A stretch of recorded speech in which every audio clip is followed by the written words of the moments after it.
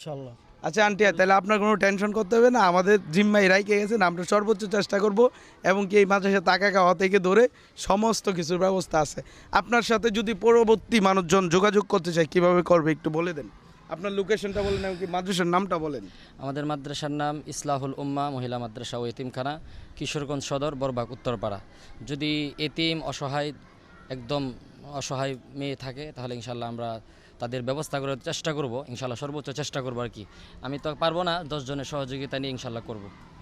আর উনি ওনার পরিচয় দিচ্ছে, আর এনে একটু স্পষ্ট করে দেখায় দেয়, ওনার মোবাইল নাম্বারটাও আছে, একটু দেখাও।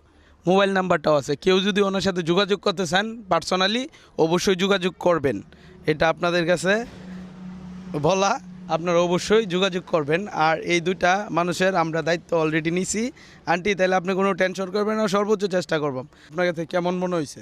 আলহামদুলিল্লাহ, আমি আমার এই 40 বছরে আমি প্রথম পাইলাম এমন ঘটনা হ্যাঁ, প্রথম হ্যাঁ, পাইছেন যে এরকম কিনা একদম প্রতিষ্ঠান- বিনামূল্যে? এরকম প্রতিষ্ঠান মানে বিনামূল্যে আমার এই 40 বছরে প্রথম পাইলাম। আচ্ছা, যাই হোক, চেষ্টা করব এই হুজুরকে নিয়ে যেন ভবিষ্যতে আরও স্টুডেন্ট রাখতে পারি। আমাদের এই যেই মাদ্রাসা আছে ওই মাদ্রাসার জায়গাও বাড়ানো হবে।